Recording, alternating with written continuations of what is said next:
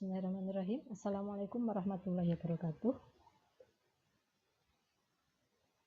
Waalaikumsalam warahmatullahi wabarakatuh. Alhamdulillahirrahmanirrahim bahwa pada hari ini kita masih diberikan kesehatan ya. Sampai saat ini alhamdulillah tidak terkena virus corona. Dan mudah-mudahan kalau ada yang kena sudah sehat kembali. Kemudian mudah-mudahan juga coronavirus disease ini atau COVID ini akan segera berakhir. Jangan lupa untuk menjaga kesehatan kita, selalu menjaga jarak, jaga kesehatan, kemudian jangan lupa pakai masker, kemudian sering cuci tangan, dan jangan lupa untuk selalu makan makanan yang bergizi ya. Baik, seperti yang kita sampaikan pada lewat WA kemarin saya minta untuk mempelajari mengenai masalah pada transportasi. Nah, di pertemuan sebelumnya untuk masalah pada transportasi kita sudah membicarakan mengenai masalah yang pertama, yaitu masalah mengenai penyelesaian optimal lebih dari satu. Nah, kapan suatu masalah penyelesaian optimal itu lebih dari satu? Kita bisa melihat di tabel optimal. Kalau pada tabel optimal itu masih ada sel kosong yang UC-nya 0, itu artinya itu adalah ciri-ciri dari penyelesaian optimal lebih dari satu. Jadi kalau sel yang UC-nya 0 pada tabel optimal itu kita masukkan program, maka kita akan mendapatkan penyelesaian optimal yang lain. Ada penyelesaian optimal 1, kemudian dengan memasukkan sel yang UC-nya 0 ke dalam program, kita mendapatkan penyelesaian optimal yang kedua. Nah, untuk mendapatkan penyelesaian optimal yang ketiga dan seterusnya dapat kita gunakan dengan cara yang sama dengan waktu penyelesaian optimal lebih dari satu untuk metode simplex, yaitu bahwa penyelesaian optimal yang lain itu diperoleh dari D kali A ditambah 1 min D kalikan B, atau kalau sebelumnya mu kali A ditambah 1 min mu kali B, dengan D atau mu itu adalah bilangan real antara 0 sampai 1, sehingga nanti akan punya penyelesaian optimal yang lebih dari satu itu bisa cukup banyak gitu ya. Tapi itu pun juga harus melihat persyaratan yang lain. Misalnya kalau disyaratkan bahwa unitnya tidak boleh pecahan, maka meskipun PO itu bisa menghasilkan penyelesaian optimal yang lain, tapi kalau barangnya itu pecahan maka tidak kita gunakan sebagai penyelesaian optimal yang lain. Artinya tetap harus memenuhi syarat-syarat yang lainnya. Untuk penyelesaian optimal lebih dari satu, ada pertanyaan?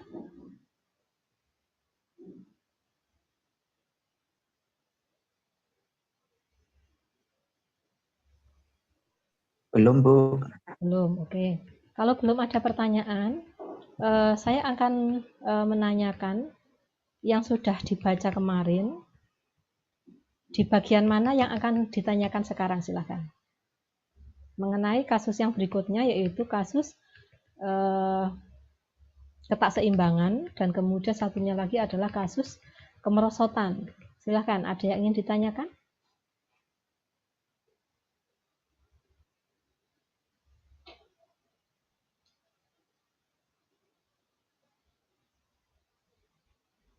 Sudah dibaca apa belum?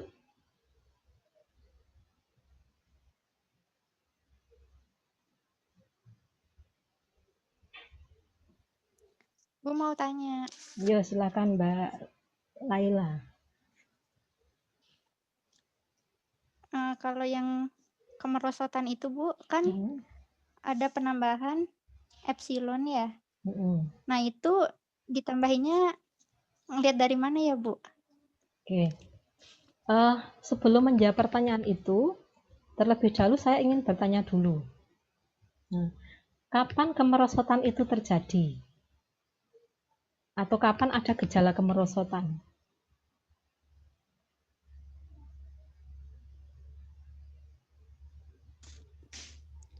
Itu ketika ukuran M kali N kurang dari M ditambah N dikurangi 1, Bu. Ya, jadi sel isi yang tersedia itu jumlahnya kurang dari M plus N min 1. Jadi M itu banyaknya baris, N itu banyaknya kolom, maka banyaknya sel isi itu harusnya adalah M ditambah N dikurangi 1. Kalau banyaknya sel isi kok kurang dari M ditambah N-1, maka itu terjadi gejala kemerosotan. Nah, apa sih sebenarnya gejala kemerosotan? Kalau di dalam tabel masalah program nilai menggunakan metode simplex, yang dimaksud gejala kemerosotan itu kan ketika Z-nya itu tidak mengalami peningkatan, jadi stagnan atau dia stagnan atau turun gitu ya. Tapi kalau di kemerosotannya di sini sebenarnya bukan mengenai Z-nya, melainkan mengenai kesulitan kita ketika kita akan menentukan OC sel kosong, entah itu menggunakan metode MODI ataupun menggunakan metode stepping stone. Sebenarnya di situ ya. Kenapa kesulitan? Kalau kita mengalami kemerosotan itu ada sel pada waktu kita menentukan OC sel kosong, ada sel kosong yang tidak bisa kita buat loopnya. Nah, itu adalah gejala kemerosotan. Artinya di situ kita tidak bisa membuat loopnya. Nah, kalau kita tidak bisa membuat loopnya, otomatis kita kan tidak bisa menambah, mengurangi, dan seterusnya tidak bisa.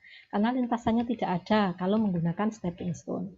Kalau menggunakan metode MODI, maka sel itu dia tidak ada baris atau kolom yang mempunyai R gitu. Jadi selnya itu tidak ada bisa dicari R-nya.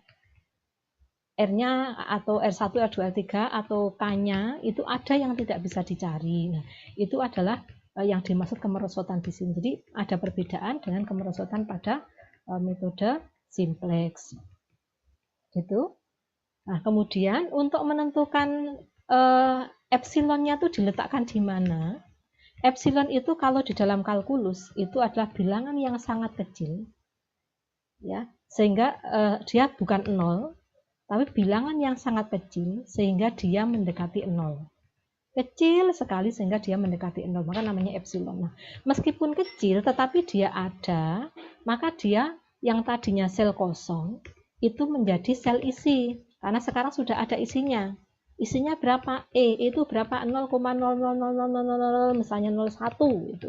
Nah, itu kan kecil sekali tapi ada. Maka itu namanya sekarang sel kosong itu yang kita masuki epsilon itu namanya menjadi sel batu atau sel isi. Nah, ketika itu menjadi sel isi, maka lintasan yang tadinya tidak bisa dibuat sekarang bisa dibuat. Saya akan tunjukkan di sini kenapa kita meletakkannya kalau dalam masalah, kenapa kita meletakkannya demikian. Nah, ini tadi, ini cirinya.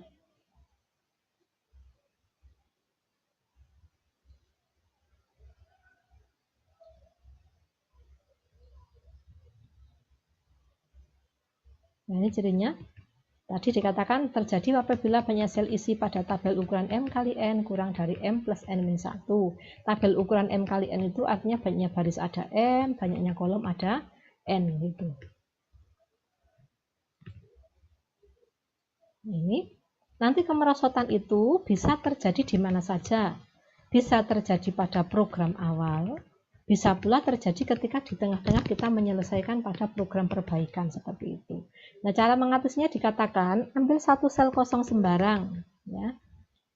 Ambil sel kosong sembarang, misalkan pada baris ke R kolom ke K yang disebut sebagai XRK. Nah, meskipun sembarang, tapi ini tetap kita harus memilih-milih seperti pertanyaan Mbak Linda tadi, ya.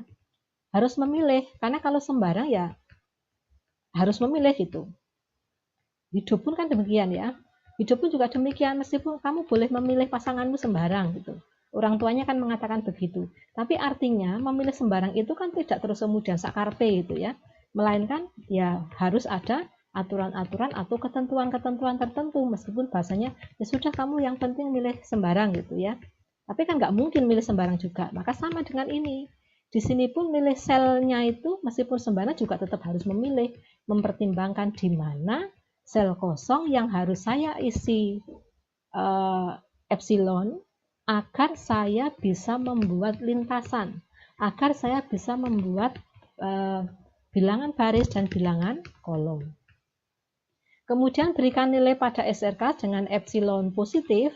Nah, epsilon itu bilangan yang sangat kecil, gitu, tetapi dia tidak sama dengan 0. Ya. Positif tapi kecil sekali mendekati 0. Jadi SKRK-nya nanti adalah epsilon.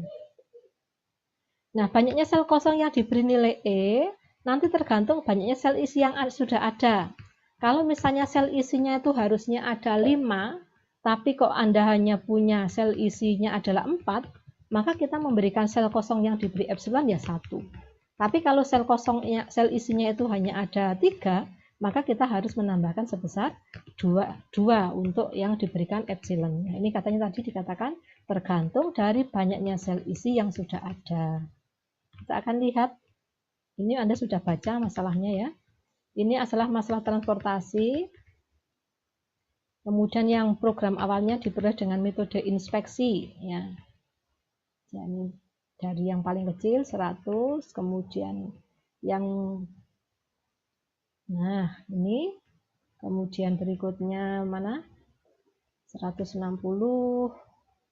terkecil lagi yang 7 tidak bisa, 5, 246, kemudian 9 tidak bisa, 13 tidak bisa, berarti yang terdepan hanya berapa ini? Nah ini, lihat ini sebenarnya meskipun kita tidak melihat cirinya adalah banyaknya sel isi. Nah misalnya ini banyaknya baris ada 3, banyaknya kolom ada 4, berarti tabel ini berukuran 3 kali 4, maka banyaknya sel isi harusnya adalah M ditambah N dikurangi 1. 3 tambah 4 dikurangi 1, berarti harusnya ada 6. Tapi di sini ternyata hanya ada 5. Nah, ini kalau secara teori demikian. Nah, secara praktisnya sebenarnya, misal kita mau menentukan, ini kan sudah program awal ya, kita menentukan OC sel kosong sel 1, maka kita kan harus membuat lintasan, yaitu ini sel kosong, dimana sel kosong, sel isi, sel isinya ke sini ada, nih di sini dan sini kan nggak ada toh. Maka itu yang kita sebut kita tidak bisa membuat loop. Nah, untuk membuat loop yang sini nggak bisa. Misal ini ke sini ke bawah, setelah ini nggak ada ke kanannya, maka kita tidak bisa membuat lintasan yang ke sini. Ke samping yang ini terus ke sini ya. Sel 1113. Kita tidak bisa membuat sel yang berikutnya lagi, di bawahnya ini nggak ada yang sekolom. Jadi ketika kita kesulitan membuat lintasan sekolom, sebaris, kok kemudian tidak ada sekolom lagi, atau sekolom, sebaris, sekolom, kemudian tidak ada yang sebaris lagi, maka itulah yang namanya kemerosotan. Jadi ciri-cirinya kalau kita tidak mau mengingat atau menjumlahkan banyaknya sel isi ini, kita lihat saja, ada enggak sel kosong yang kita tidak bisa buat lintasannya. Misal sel 14, 14 bisa ya, ini ke bawah, ke sini, ke sini, ke sini bisa. Sel 1, 2, 3, ini juga bisa. Tapi ketika ini, kita nggak bisa buat lintasannya. Di sini pun juga kita tidak bisa membuat lintasannya. Ke sini, ke bawahnya tidak ada temannya. Kalau ini ke sini ada temannya, di sini tidak ada temannya. Kalau ke bawah ada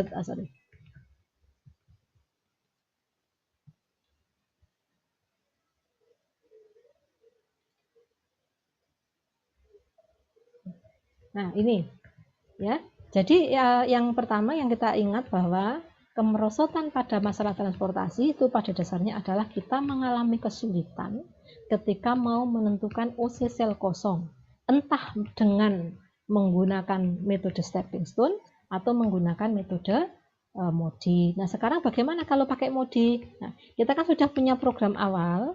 Sekarang akan kita lihat OC sel kosongnya menggunakan metode MODI. Nah, kita lakukan tambah 1 baris dan 1 kolom. Nah, ini R1, R2, R3, K1, K2, K3, K4.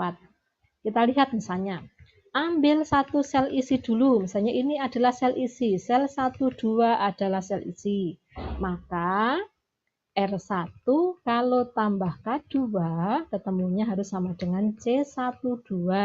Maka di sini berapa? Ini tidak diketahui, ini tidak diketahui, maka ini harus diambil 0, oke, 0. Kemudian ini 0. Kemudian ini berarti K2 6. 6. Oke. Berikutnya, sel ini adalah sel isi. Sel 13 adalah sel isi. Maka R1 tambah K3 ketemunya 5 sama dengan 5. 5. Berarti ini harus 5. Terus 5. mana lagi? Sel 2, 2 ya. Sel ini nggak boleh toh? Belum bisa. Sel ini dulu. Sel ini adalah sel isi. Karena ini sel isi, maka R2 kalau tambah K2 sama dengan 79. Maka di sini 73. 73. Oke. Nah, berikutnya sel ini adalah sel isi. Maka R2 kalau tambah K4 harus sama dengan 4. Maka di sini 77. ini kalau tambah ini sama dengan 4.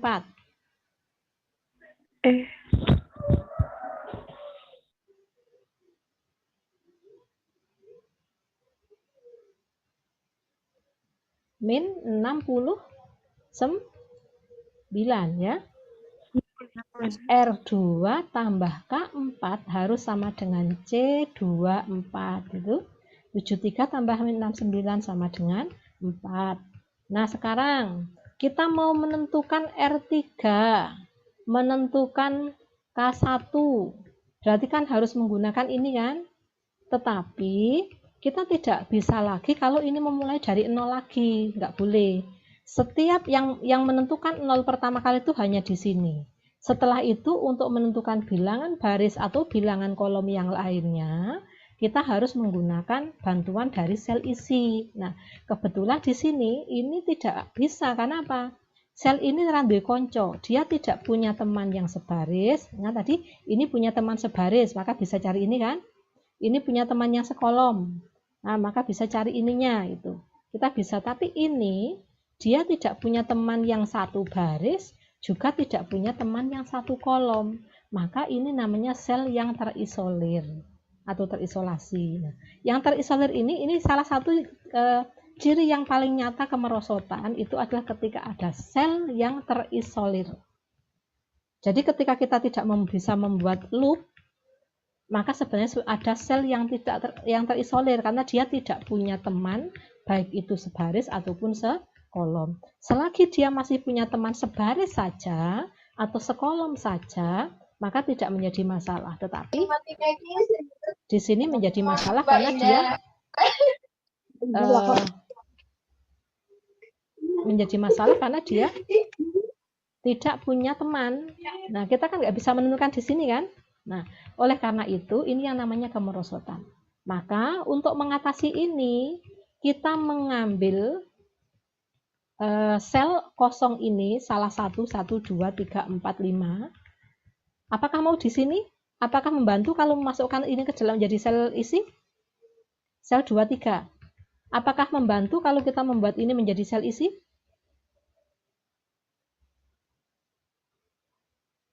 Membantu apa tidak? Menjadikan misalnya sel 2, 3 kita jadikan sel isi. Membantu apa tidak? Tidak membantu, karena ini masih tidak bisa menentukan R dan K gitu kan. Nah, supaya bisa membantu membuat R dan K, menentukan R dan K-nya ini ya harus kita cari di tempat yang sebaris yang terisolasi ini. Baris atau kolom yang terisolasi dari sel yang terisolasi.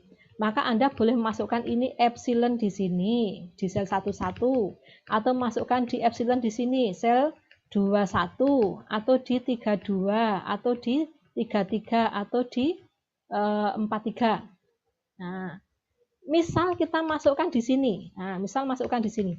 Ini adalah epsilon, berarti sel 11 adalah sel isi. Maka karena ini sel isi, maka 0 ditambah ini harus sama dengan 77. Berarti kita bisa mengisi ini kan? Oke, kalau ini sel isi, nanti kita bisa mengisi ini. Kalau kita sudah bisa mengisi ini, kita akan bisa mengisi ini. Nah, sekarang seandainya kita letakkan epsilonnya di sel 32. Nah, di sini epsilon di sini. Nah, karena ini sel isi, maka nanti kita bisa mengisi mana? Nah, 6 tambah berapa ketemunya 8 itu ya. 2. Nek sini 2 berarti di sini bisa ketemu. Nah, itu yang dimaksud kapan kita menentukan sel kosong ini menjadi sel isi adalah sel kosong di mana dia sebaris atau sekolom dengan sel yang terisolir. Caranya seperti itu. Nah, sekarang kita milih mau di sel 11, 21, 32, 33, atau 34. Nah kan meskipun sembarang kan harus memilih ya. Sekali lagi kalau orang tua Anda mengatakan sakarepmu, sembarang, tapi tetap harus memilih. Jangan sampai sembarang benar-benar sembarang gitu ya. Itu namanya judi kalau sembarang benar-benar sembarang ya. Nah, kalau harus suruh memilih, meskipun sembarang harus memilih. Kalau Anda mau milih di mana yang Anda masukkan sebagai sel isi?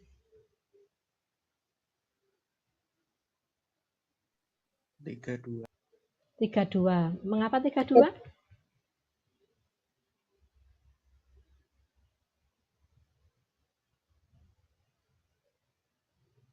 Kenapa kok tidak 11, 21, 33, atau 34?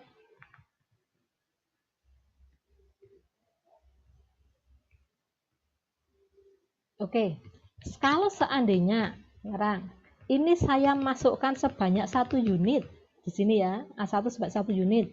Saya jadikan sel isi tapi isinya 1 unit. Maka biaya pengirimannya menjadi berapa? Bertambah 77. Betul ya? Biaya pengirimannya. Kalau tak kirim 1 unit, maka di sini biayanya bertambah 77 kan? Kalau sel 21 saya tambah 1 unit, maka saya harus menambah biaya pengiriman berapa? 9. 9 satuan uang.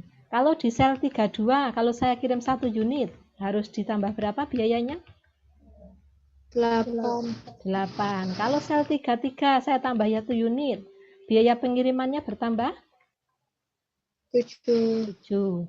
Kalau sel 34 ditambah sebanyak 1 unit, maka biaya pengirimannya akan bertambah berapa? 9. Kalau begitu Anda harus milih yang mana?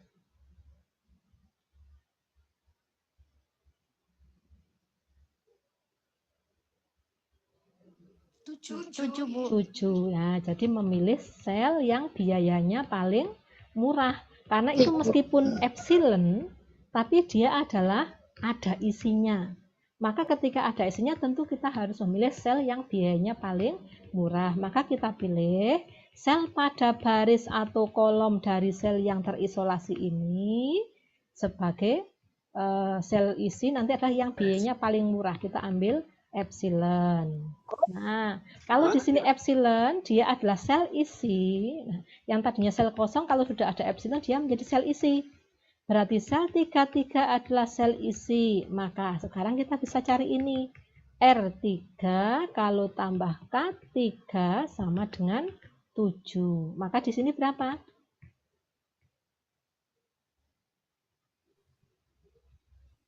Berapa di sini? Bukan, Bu. 2. Ya kan?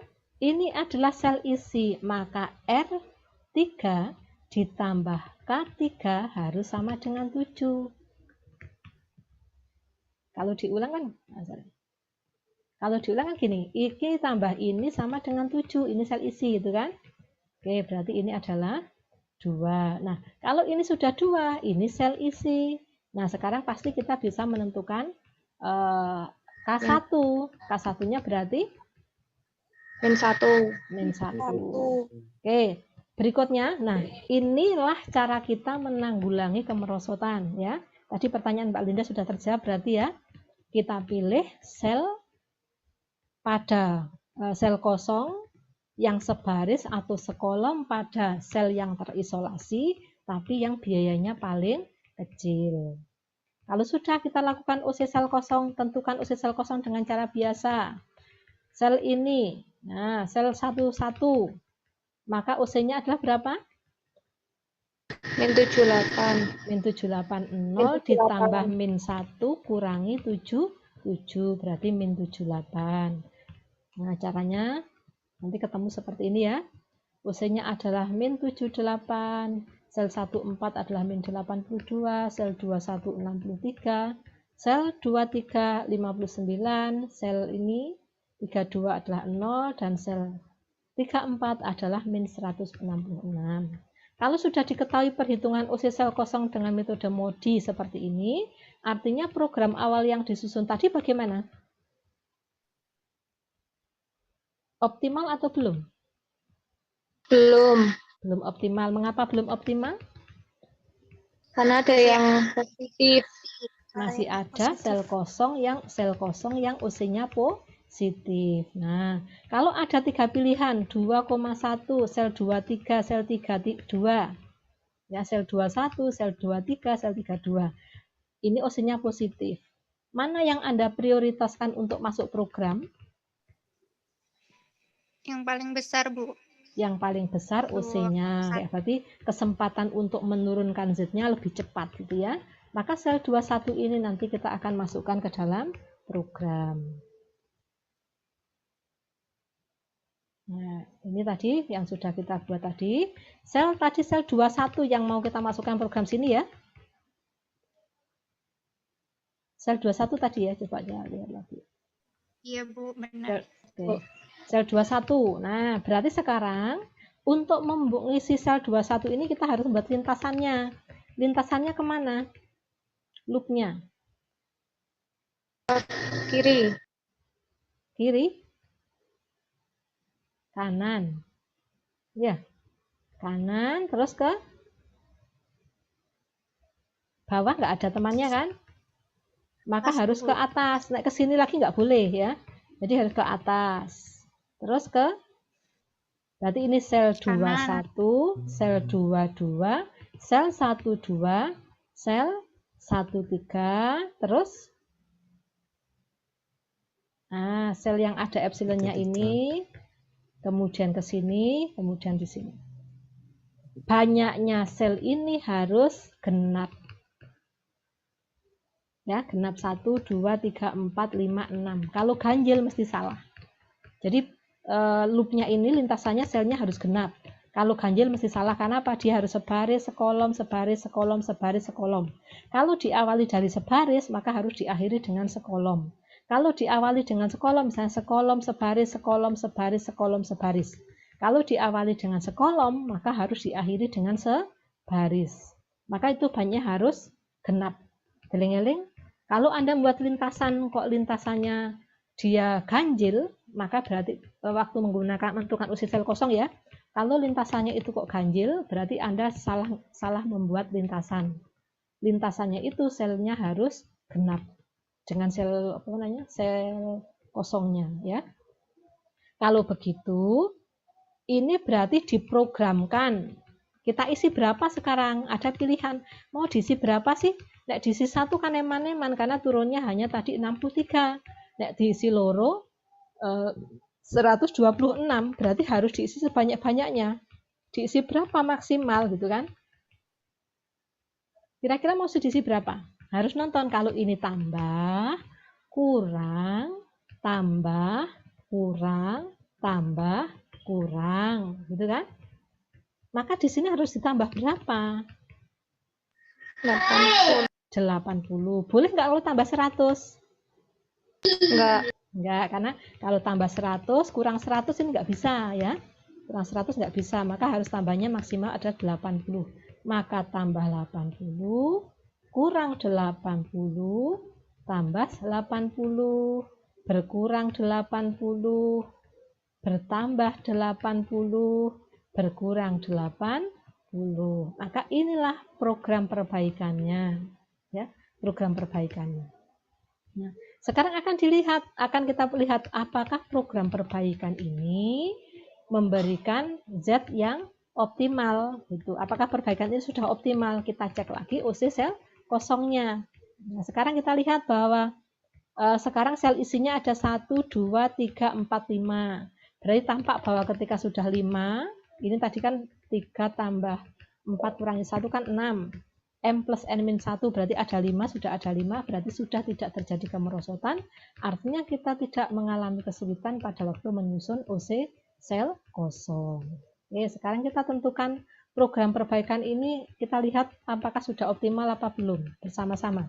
Sambil mengingat bagaimana menentukan OC sel kosong. Oke, dimulai dari sel 12. Sel 12 adalah sel isi, maka R1 kalau tambah K2 sama dengan 6. Ininya 0, di sini 6. Nah, sekarang dilihat. Sel mana lagi yang bisa diisi?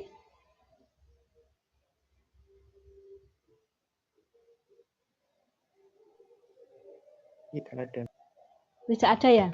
Ini terisolir ya? Nah, terisolir. Tadi saya salah. Tadi harusnya ini 3 tambah 4 ya. Kurangi 1 kan 6. Ini hanya ada 5. Ini terisolir. Nah, karena terisolir berarti namanya terjadi gejala kemerosotan juga kan?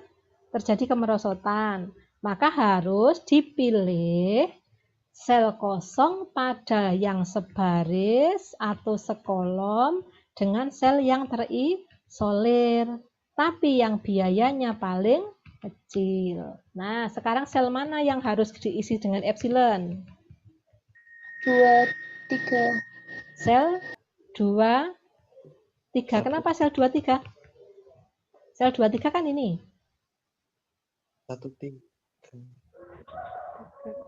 Nah. Oh, ini ya. Sorry. Sel 2, 3 kan ini benar ya?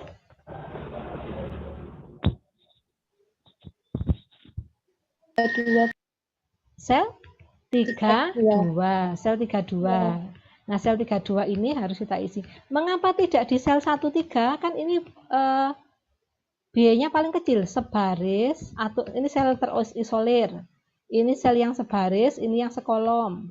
Yang biayanya paling murah kan 5. Kenapa kok milihnya bukan sel 13 melainkan sel 32?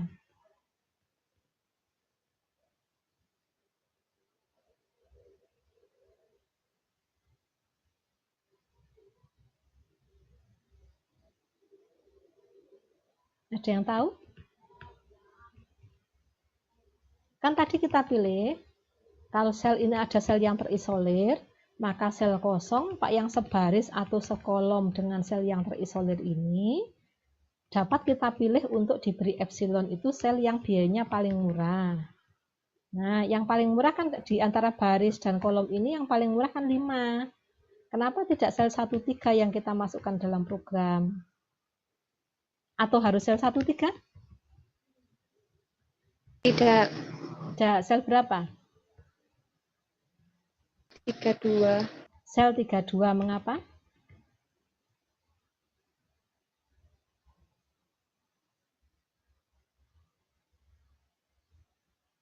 Kenapa sel 32?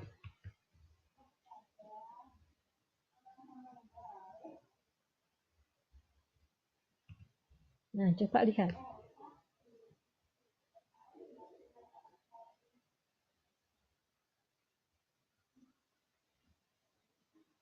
Lihat bahwa pada program sebelumnya sel 13 ini kan 80 ada isinya. Setelah diperbaiki dia keluar dari program menjadi sel kosong. Jadi sudah pernah masuk program, kemudian dikosongkan itu berarti dia keluar dari program. Nanti kalau kita masukkan program lagi nanti akan balik lagi. Jadi yang sudah keluar dari program jangan digunakan untuk mengisi epsilon. Maka epsilonnya di sini, tidak lagi di sini. Karena tadi sel 13 sudah pernah masuk program, kemudian baru saja dikeluarkan dari program seperti itu ya. Jadi dipilih sel yang belum pernah masuk program yang sebaris atau sekolom ini, yang biayanya paling kecil. Maka dipilih sel 32, nilainya sebesar epsilon. Karena sel 32 adalah sel isi, maka sekarang kita bisa ngisi R3. R3-nya berapa?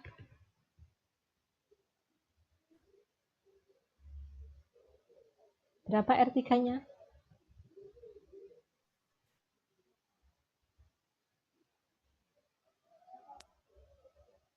Berapa? 2. Oke, benar 2. R3. Nah, sekarang sel 31. Sel 31 adalah sel isi. Jadi kita harus melihat seperti itu. Sel 31 adalah sel isi. Maka R3 tambah K1 harus sama dengan C31. 2 tambah berapa ketemunya? 1. Maka di sini diisi dengan Berarti 1. min 1. Kalau begitu di sini berapa? Di sini 5. 5. Kemudian di sini R2 berapa?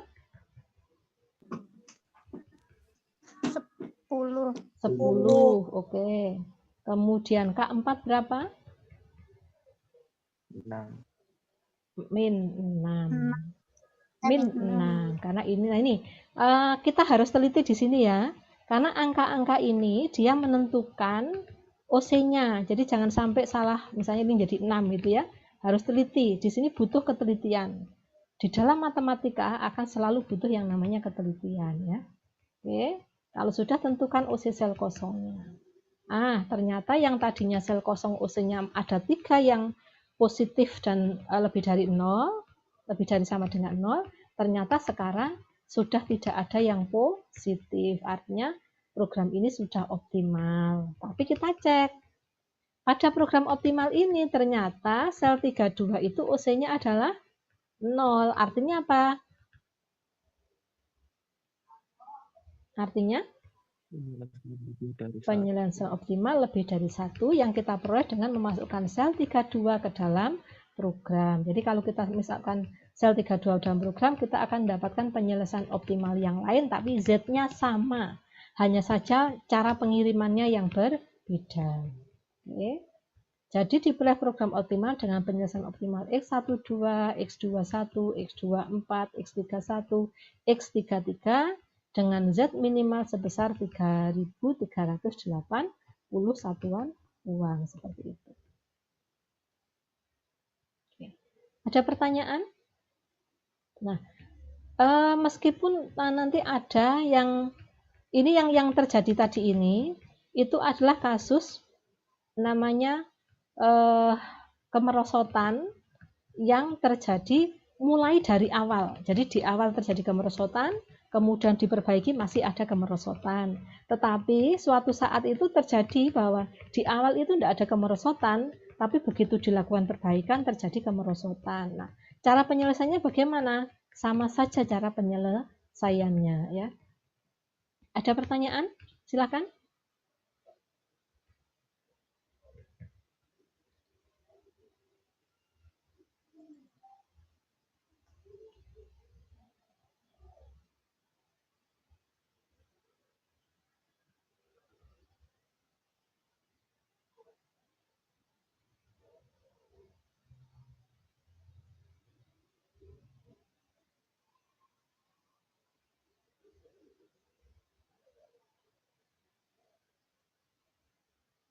Halo, ada pertanyaan?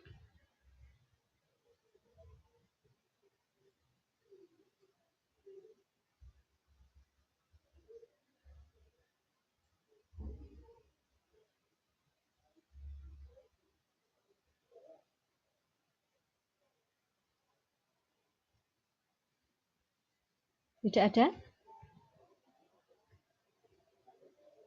Kalau tidak ada, saya akan lanjutkan ke yang satunya lagi ya. Nanti yang kemerosotan yang terjadi pada pertengahan itu contohnya sudah ada di buku atau di materi yang saya sampaikan. Setelah ini akan saya tunjukkan, meskipun ini mudah saja ya. Jadi saya hanya menunjukkan saja. Untuk kasus yang ketiga yaitu kasus ketakseimbangan. Nah, yang namanya kalau yang kasus standar itu adalah keseimbangan, artinya sigma AI sama dengan sigma TJ. Nah, kalau sigma AI sama dengan sigma TJ sudah kita selesaikan saja. Yang menjadi masalah itu di lapangan adalah ketika terjadi ketakseimbangan, artinya banyaknya permintaan kadang-kadang lebih banyak dari persediaan, atau sebaliknya banyaknya persediaan lebih banyak daripada permintaan. Silahkan setelah ini kehadirannya lewat chat ya, silakan nama kelas apa hadir lewat chat saja di chat ini. Nanti saya akan lanjutkan ke share screen ya.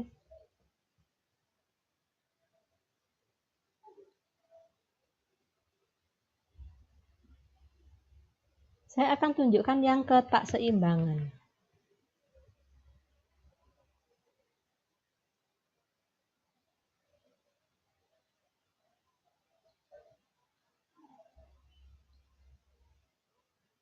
Nah, seperti ini.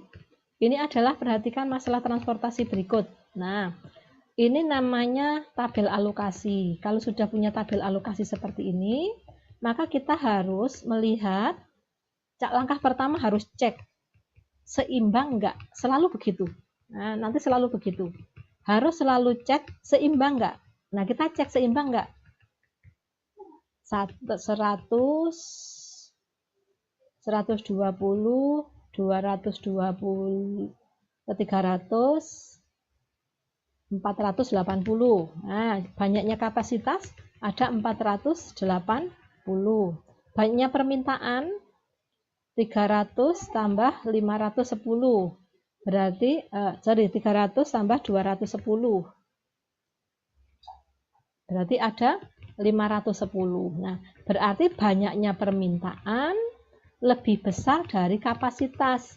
Karena permintaannya 510, kapasitasnya hanya 480. Berarti ada selisih sebanyak 30. Nah, 30 itu mau didapatkan dari mana? Nah, konsepnya adalah kuncinya di sini, di keseimbangan ini. Maka harus ngecek di sini jumlahnya harus berapa? Apakah harus 410 atau harus 380? 510. Oh ya, 510 ya. 510 berarti ini harus 510. Nah, padahal di sini hanya ada 480, maka harus ditambah satu baris tambahan untuk supaya sini genap 510. Jadi kalau banyaknya kapasitas lebih sedikit dari banyaknya permintaan, maka kita harus menambahkan kapasitas tambahan supaya sama. Ya, kapasitas tambahan berarti kalau kapasitas tambahan berarti terkait dengan tempat asal. Maka kita tambahkan barisnya seperti ini. Nah, sekarang kita punya satu tempat asal lagi yang sebenarnya ada enggak tempat asal ini?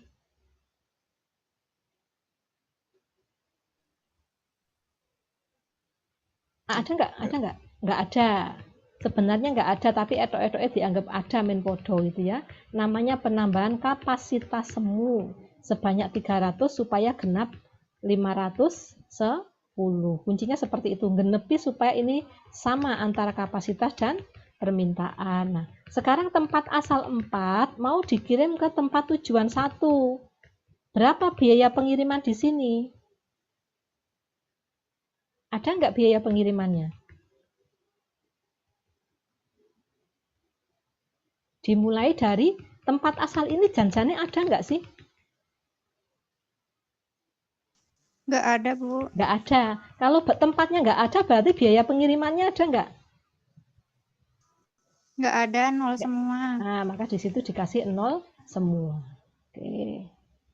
Jadi cara mengatasinya seperti itu. Kalau terjadi ketakseimbangan satu, buat supaya terjadi keseimbangan dengan cara menambah kapasitas tambahan atau kapasitas semu, atau menambah permintaan tambahan atau tempat tujuan semu sama ya. Jadi tergantung mana yang lebih kecil yang ditambah supaya jumlahnya sama. Itu kuncinya seperti itu. Kalau sudah kita tentukan program awalnya dengan menggunakan metode misalnya inspeksi. Ingat, metode inspeksi adalah memilih sel yang biayanya paling murah untuk diisi sebesar mungkin. Nah, kalau begitu Anda harus memilih sel yang mana untuk diisi pertama kali.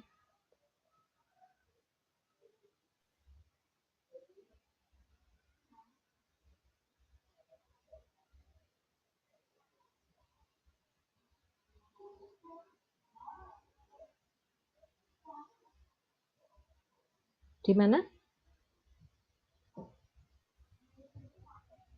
Sel yang mana dulu yang mau diisi?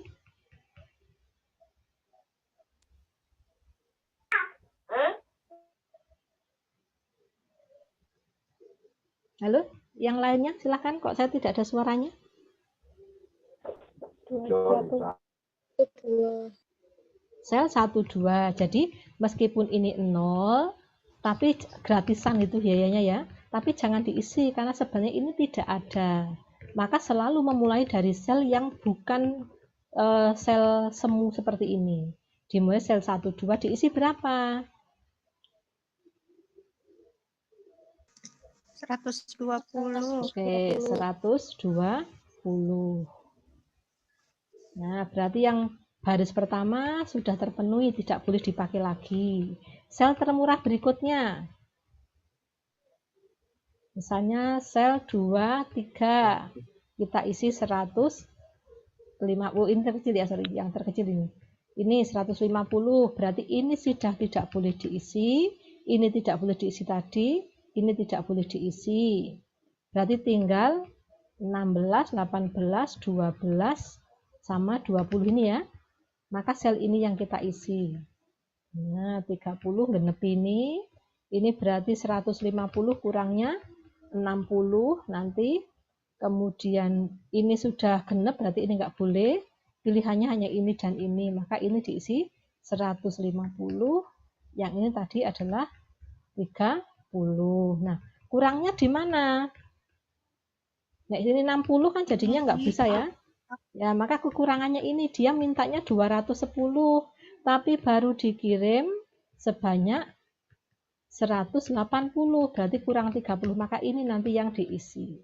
Jadi pengisian sel yang biayanya 0 nanti terakhir kali. Inilah program awal yang disusun dengan metode inspeksi untuk mengatasi ketakseimbangan. Langkah berikutnya bagaimana? Persis seperti algoritma transportasi yang lain, yaitu menentukan usia sel kosong, kemudian melihat apakah program ini sudah optimal atau belum. Kalau belum optimal berarti diperbaiki. Kalau sudah diperbaiki, tentukan lagi usia sel kosongnya, lihat apakah optimal atau belum sampai diperoleh program optimal.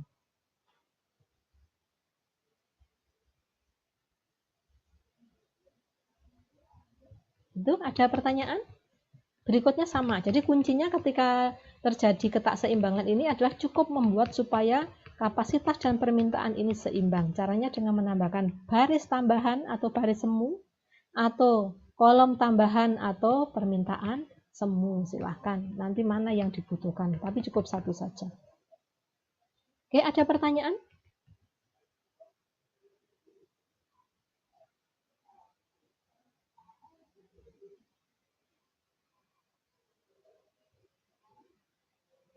Kalau diam artinya saya anggap tidak ada pertanyaan ya, tidak ada kesulitan ya. Karena di sini fokusnya hari ini kita berdiskusi kesulitannya apa gitu ya.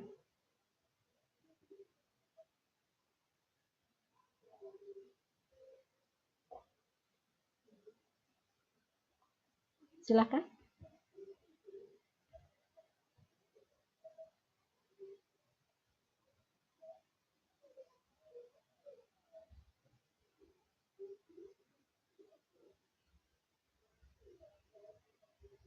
Tidak ada ya?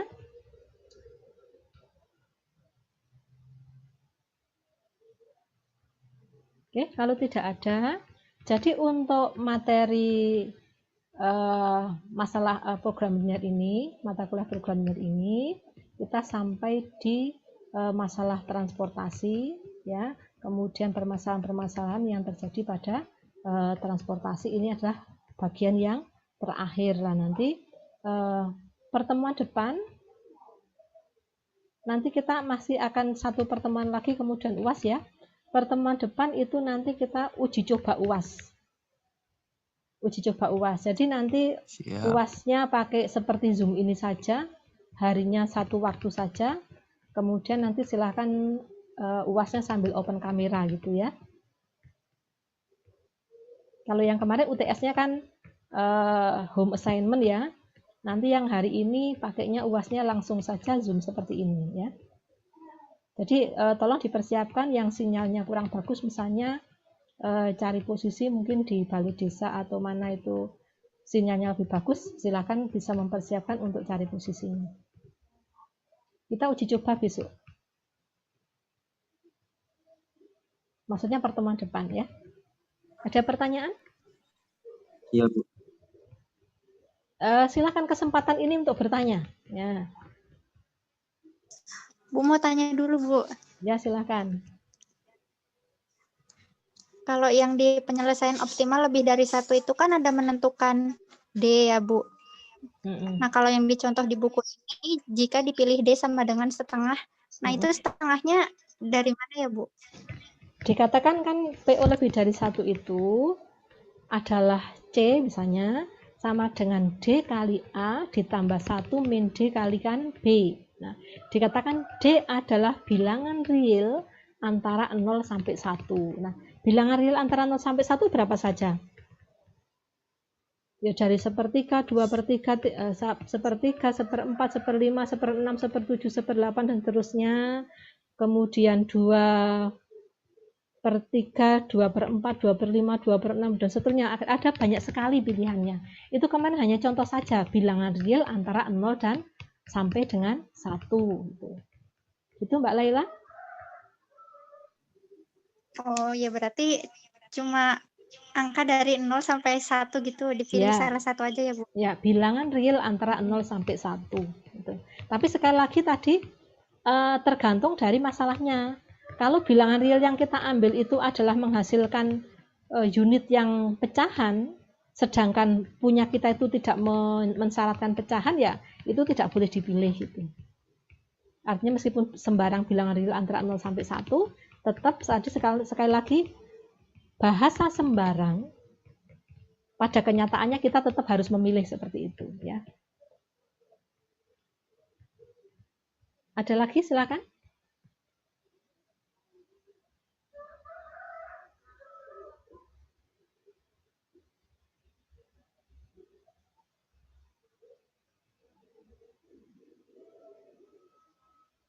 Mbak Katrin, ada pertanyaan enggak?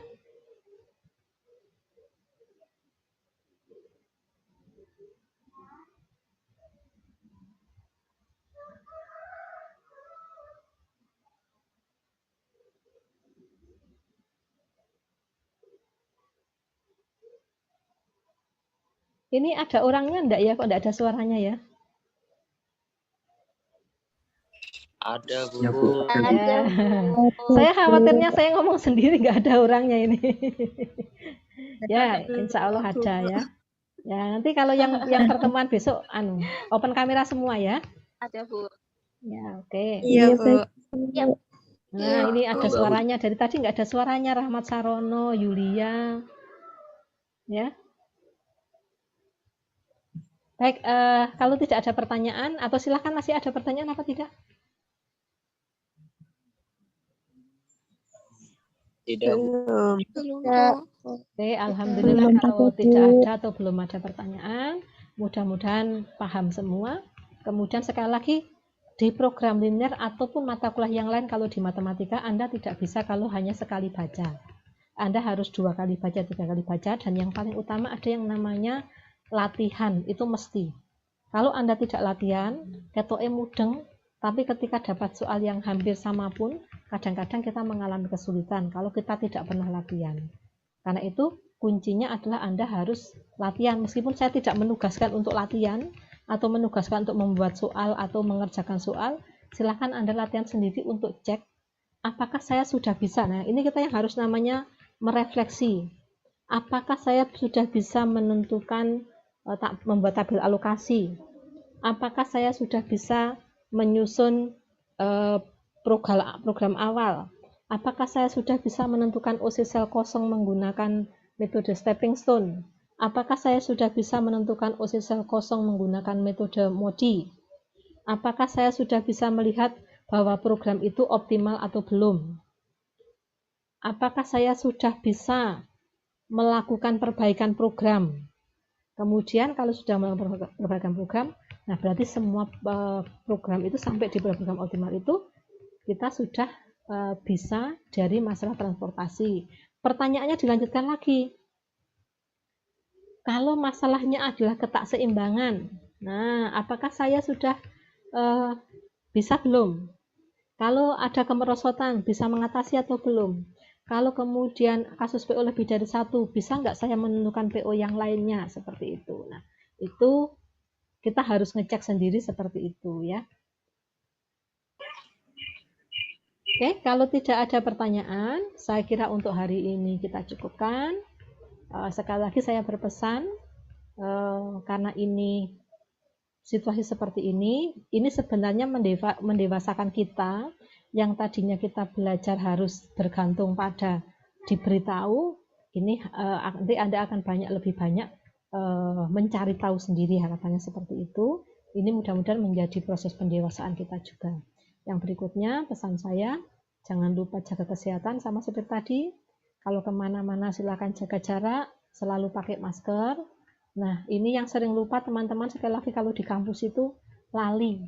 Jadi sama temannya ya sudah hempet-hempetan, padahal nggak tahu temannya tadi baru ketemu siapa, baru saja dari mana, itu nggak tahu itu ya. Nanti dimanapun posisi saat ini, mohon untuk tidak menyepelekan jaga jarak, meskipun kadang dengan saudara yang baru saja datang atau yang lain, tolong masih dipertimbangkan seperti itu, jaga jarak, jaga kesehatan, makan makanan yang bergizi seperti itu ya.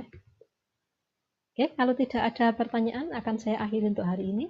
Mari kita akhiri dengan doa kafaratul majelis bersama-sama. Bismillahirrahmanirrahim. Subhanakallahumma wa bihamdika asyhadu alla ilaha illa anta astaghfiruka wa atubu ilaik. Oke, terima kasih. Selamat belajar lagi. Kita akhiri. Assalamualaikum warahmatullahi wabarakatuh. Waalaikumsalam warahmatullahi wabarakatuh. Terima